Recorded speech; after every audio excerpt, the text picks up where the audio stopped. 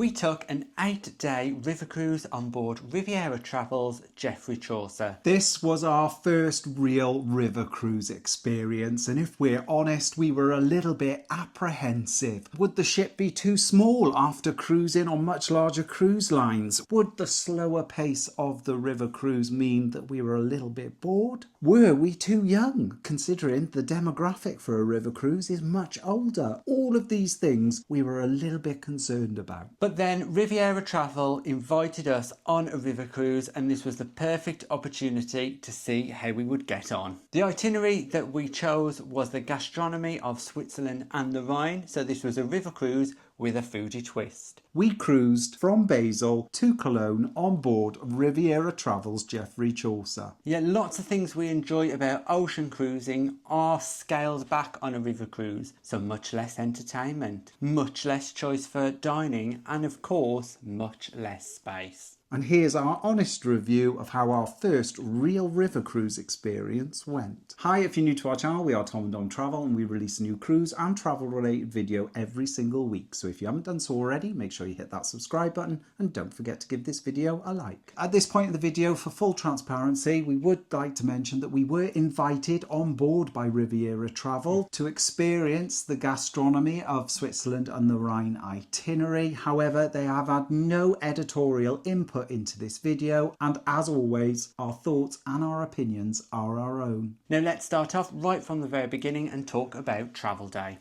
Now Riviera Travel takes care of everything. Even before we started travelling, Riviera Travel posted to us an itinerary of what we'd get up to on the cruise. That's a day-by-day breakdown of each port of call. Also, they provided us with some luggage tags that we could attach to our suitcases, so our cabin steward knew exactly where to take our cases. Also included in the information was detailed check-in information for each of the flights that we were taking to the river cruise and back, which was great because there was no scrambling around trying to filter through different airline websites. It was all clearly documented and made the checking-in process a breeze. Now, we flew from Heathrow, but regional airports are also included in your fare with Riviera Travel. Or for some cruises, you can travel on the Eurostar. Those regional airports come at no additional supplement, meaning if you want to fly from an airport that's closer to home, it's not going to cost you any extra. Now from Heathrow we flew to Zurich and caught a coach, once again provided by Riviera Travel because they do include transfers. It was a really smooth process. Once we collected our luggage, the Riviera staff were easily identifiable and it was a short walk to the coach. A really great start to the river cruise. After those included transfers, we arrived at our ship for the week, Geoffrey Chaucer. Now, as we had already attached those luggage labels to our suitcases, they were whisked away from the coach, and the next time we saw them, they were in our cabin. As we walked up the gangway and into Geoffrey Chaucer for the first time, we were greeted with drinks, snacks, and a very warm welcome. On boarding the ship, we were both really excited, and when we stepped into the main atrium, wow, we were blown away. Geoffrey Chaucer was launched in 2020 and is one of Riviera Travel's 5-star river cruise ships. It's only got 4 decks, 44 crew members, and has a maximum guest capacity of 176, making it one of the smallest ships we've ever been on. On board Riviera Geoffrey Chaucer, there are 3 passenger decks, and we were lucky enough to be on Diamond Deck, which is slightly elevated over the waterline. As river ships are much smaller than what we're traditionally used to on larger cruise ships, we were quite taken back at just the amount of space our cabin had. Plenty of storage.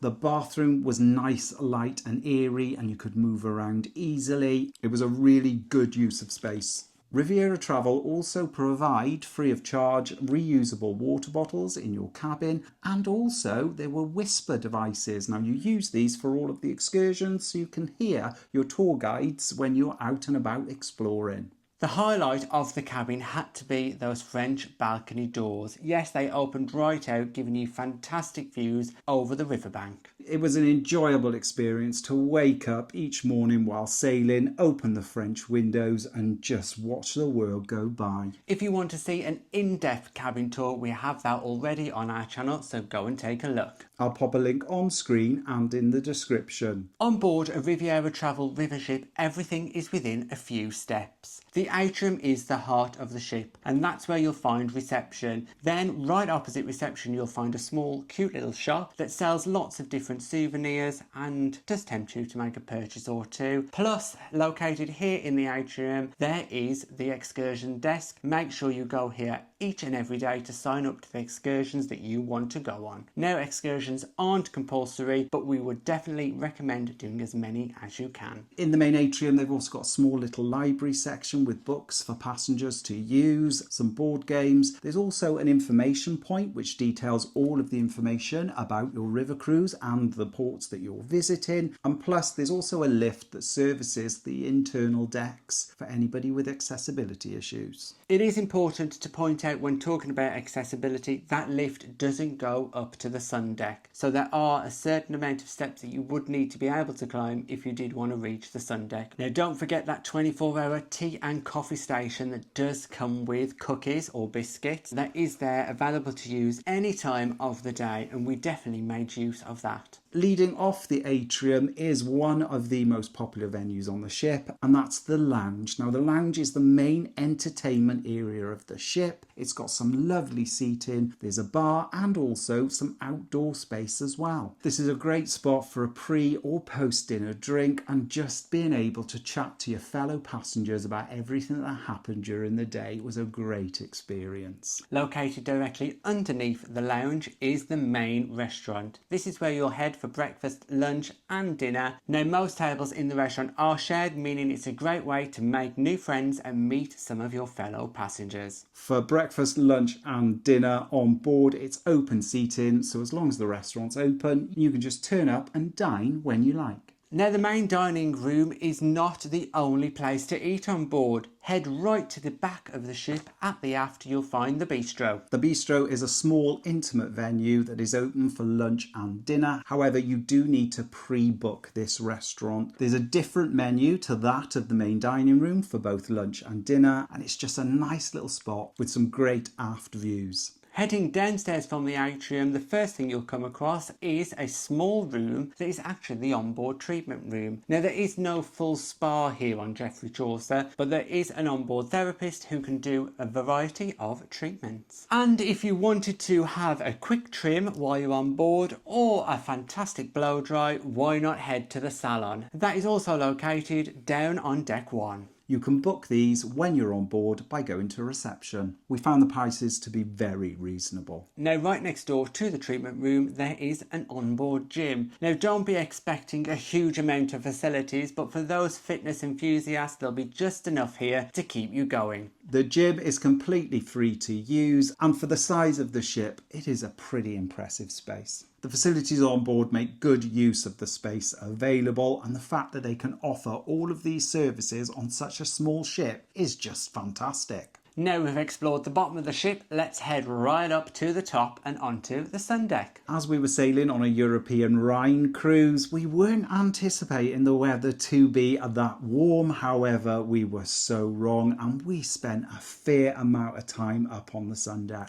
Now, the Sundeck is a vast space with lots of different varieties of seating. Head to the front of the ship and you'll find some very comfortable padded seats that give you exceptional views downriver. We used this extensively during our cruise, and especially while we were sailing through the Rhine Gorge. Was that just an incredible experience and just beautiful. Located behind the wheelhouse, there's a screened off section of seating that you can sit here, play games and chat to your fellow passengers. As you move towards the aft of the ship, there's again ample shaded seating as well as plenty of sun lounges. Now, another thing that shocked us, if you are fans of golf or just like to have a go go at pitch and putt. Why not? Because there's a small golf area on board. It was definitely the place for lots of competitions while we were on board, and some of the passengers really did get quite enthusiastic about it. Very competitive is mini golf on a river cruise. And then the last thing you'll find right at the back of the ship is a small pool.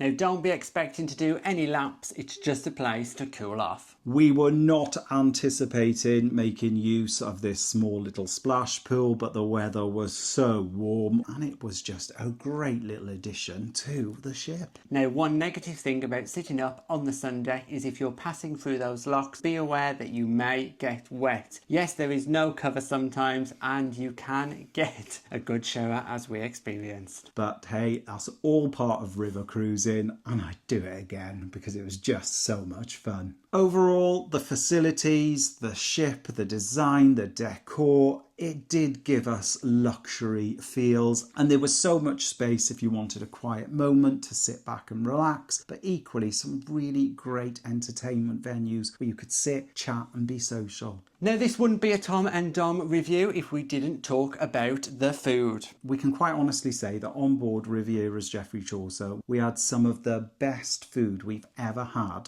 on water. Now breakfast is a relaxed affair and it is served buffet style. All the items you expect are included, those continental breakfast bites and those hot breakfast items as well. And there is also a cooking station where you can order eggs to be cooked for you. Tea and coffee is served to your table. Fresh juices are freely available from the buffet section. All of the breakfast items were of a really good standard and we enjoyed every single breakfast that we had. Breakfast never felt busy in the main dining room and there was always plenty of space. Lunch was also in the main dining room and it was split between buffet and a la carte options. Predominantly starters and desserts. You could go up and help yourself to a really great selection that varied every single day, and then the main items you could order from the menu to be delivered to your table. In addition to that, on Geoffrey Chaucer they also had live cooking stations where you could go up and watch your food being cooked. We got to witness fresh mussels and also steak. The steak was particularly delicious. It was a really interesting experience just to be able to stand there and watch the chef prepare fresh food right in front of you.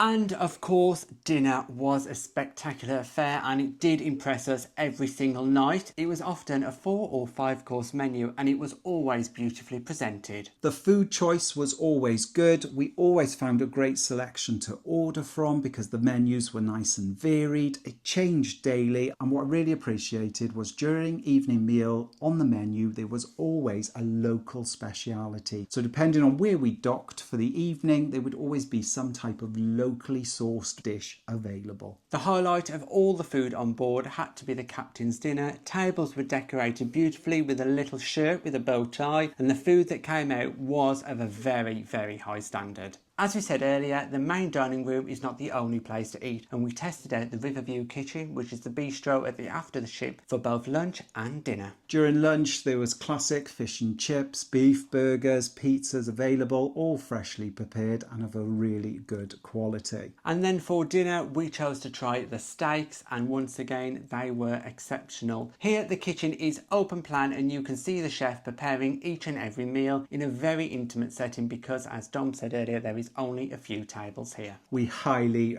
recommend this venue. So if you are sailing with Riviera, make sure you book your reservation at reception as soon as you board. On top of all that food was the drinks. Now drinks are included in all your meals when we cruised and after 6 p.m. on every evening. After 6 o'clock, we didn't have to worry about buying any additional drinks. And what is also great about Riviera is they do a daily cocktail of the day. And yeah, it was just a great way to experience some different drinks. I'm not a big whiskey drinker, but I did really enjoy the whiskey sour. The cocktails were of a really good quality and unique every single day. And in addition to that, if you're not a big drinker, they also had a non-alcoholic version every day as well. Now here's the good news. If you are sailing in 2026 on any European river cruise with Riviera. Drinks are included throughout the day, so they are going all inclusive. We did purchase a couple of drinks during the day while we were on board, and again these were reasonable and didn't break the bank. As we wrap up talking about food and drink, there are other additional food items available throughout the day. That includes canapes of an evening in the lounge and snack items from the bar such as nuts. In addition to that, during our cruise, we also had a number of afternoon teas served in the lounge, freshly prepared sandwiches, cakes, tea and coffee, which were all really delicious. And wow, the Black Forest Cateau that was on offer, incredible. And also the day we were sailing down the Rhine Gorge, we had ice cream offered to us, which again was a fantastic treat to cool off, particularly when the weather was so warm.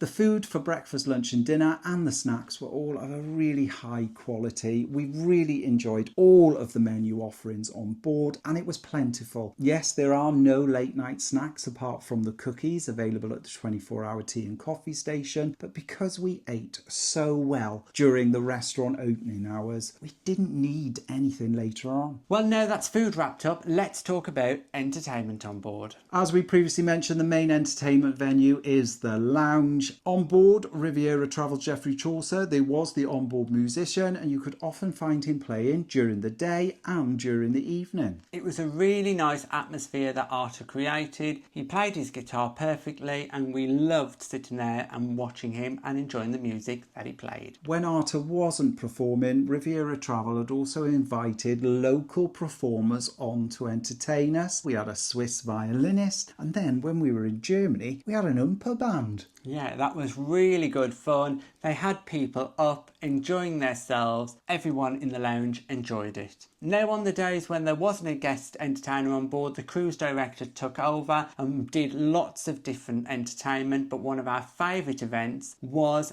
doing the music quiz. This got every single person in that lounge involved. We were jumping up, dancing, making the most of our time on that evening. To put it into perspective, the quiz was only supposed to last an hour, however it went on for 3 because everybody just had an incredible time. It is worth saying that during the day there is all those activities up on the Sundeck if you want to take part in them, including that golf area and the pool, but the main entertainment has to be those views along the banks of the river. You do not get that on the ocean and it is consistently changing. To have local entertainers come on and perform for us just highlighted how immersive river cruising can be. During our cruise we also got off during the evening and explored some of the ports independently, because on a river cruise you can. It is very easy to get on and off of the ship. There is no security checks like on an ocean ship. You just take your card, scan yourself on and off so Riviera know where you are. Again, we really enjoyed just being able to wander off the ship, have a look and go into some of the local bars. Really immersive and such a great experience. So to wrap up the entertainment section, we thought river cruising was going to be very quiet and very calm evenings, perhaps a little bit too quiet for us, but we were completely wrong. There was always a real buzz about the ship. So when we are not enjoying the ship, the best thing about river cruising is being close to those destinations, and Riviera put on plenty of excursions for us to enjoy. Included in our Gastronomy of Switzerland and the Rhine River Cruise, we had a total of 10 included excursions that we could sign up to. Yes, 10. And included. Passengers do not have to pay any additional. All of those excursions are included in your cruise fare, making river cruising really good value. Now do check their itinerary before you book, because the excursions do change depending on where you're cruising, but for us some of the highlights included a visit to the Stanzerhorn in Lucerne. So in Switzerland from Basel we took the bus all the way to Lucerne, explored the town that is absolutely breathtakingly beautiful. From there we then headed up the Stanzerhorn. That included a ride on the funicular and then taking the world's only open air cable car. This was a huge highlight for us, being right on top of the Stanzerhorn, taking the view in of Lucerne. It was amazing. And in addition to that, we got to try a local Swiss dish at the top, which again was just a really remarkable experience. In a rotating restaurant nonetheless. Some of the other highlights, Breisach and the Black Forest, where we got to try some traditional Black Forest cake. Also then, when we docked in Speyer, we had a coach excursion that took us to a local vinegar tasting experience. Now this was the experience that we weren't sure about, but we came back thinking this is probably one of the best experiences we've ever had. We donned some cloaks, descended down into a cellar that was filled with huge oak barrels, spoke to the mother vinegar, and had a fantastic tasting experience all in one. It was housed in a local family's basement. It was so exciting, completely different to what we expected. We also did a food walking tour in Strasbourg. We visited a number of historic sites in the city and got to try some local delicacies en route. One of the stops was in a cheese shop, and that cheese was a little bit too strong for me, but Dom quite enjoyed it. And then finally, on our penultimate day, we got to visit the Lindt chocolate factory. And wow, what an experience. Something I would never really think to do, but it was just interesting to learn about chocolate, where it comes from and how it's made. They definitely had one of the best chocolate fountains that I'd ever seen. Overall, the included excursions were entertaining, immersive and educational. It was a great experience, and each one we'll remember for a very long time. Now just remember, with the excursions provided by Riviera Travel, they are completely optional. If you want to do them, head to the reception area where you can find the excursions desk and sign up. If you don't want to do them, that is completely fine. You can stay on the ship and relax or self-explore the ports. Just remember, be back to the ship on time. But why wouldn't you? Because again, all of those excursions are included in your cruise fare. Now before we wrap up and give you our final thoughts, we do have to give a mention to the crew, because the crew on board Geoffrey Chaucer were exceptional. The cruise director, the captain, Arta the musician and all of our stewards went above and beyond. But particularly we loved the bar team on board, because they definitely kept us topped up and entertained. So, did we get bored? Was the ship too small? And of course, were we too young for a Riviera River Cruise? No, absolutely not. Now the demographic on board is very mixed. There was many couples on board, but also a good amount of solo passengers as well as multi-generational groups. Even though the demographics of river cruisers are a little bit older than us, there was still a great mix of different age groups on board. Yes, we were in the minority, but that didn't stop us having a great cruise. All our fellow passengers were fantastic and we loved chatting to them. Now talking about the pace, was the pace too slow for us? Absolutely not. We think it was just perfect. It gave us ample time to enjoy the scenery around the river, but we absolutely enjoyed every single excursion, and that really did keep us busy every single day. When we weren't off exploring, it was just lovely to sit up there on that Sundeck and just watch the world go by as we were sailing. So relaxing, and being able to take a little bit of time out just to sit back and do nothing and enjoy was really well needed. The pace was perfect. It felt like a proper holiday. The food, service, entertainment, perfect. Overall, for what's included with a river cruise, it's incredible value. When you think about your return flights and transfers, your included excursions, full board dining, complimentary tea and coffee, free Wi-Fi, expert cruise director and concierge, all of your port and additional taxes, all of your checked luggage and your free drinks. Incredible value. For the size of the ship, you really are getting a luxury cruise. Would we sail again? 100% yes. In fact, we are already eyeing up our next river adventure. We'd really like to hear your feedback. Is river cruising for you? If you want to see more of our Riviera travel adventure, we have vlogged our entire cruise and you can see all of those episodes on our channel now. I'll put a link on screen and in the description. Thanks for watching our Riviera Travel River Cruise review. If you've got any comments or questions, just pop them in the box below and we'll get back to you. If you'd like to support us in creating future content and receiving exclusive benefits, we're also available on Patreon and through YouTube channel memberships. Thanks for watching. Bye bye.